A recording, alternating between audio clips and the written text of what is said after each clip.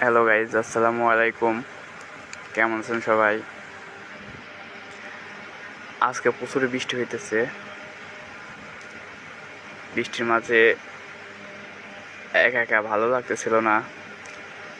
কি খাবো করতেছিল মনটা। তাই আর কি বেশি দেরি না করে অল্প খরচে একটা ছোটোখাটো রেসিপি বানাই ফেললাম। জানি না কেমন হয়েছে।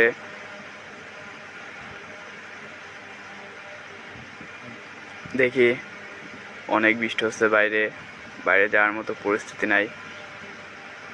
এর জন্য আর কি কম খরচে একটা ছোটোখাটো রেসিপি। সবাই বলে যাবেন কেমন হয়েছে। অনেক অনেক ধন্যবাদ সবাইকে।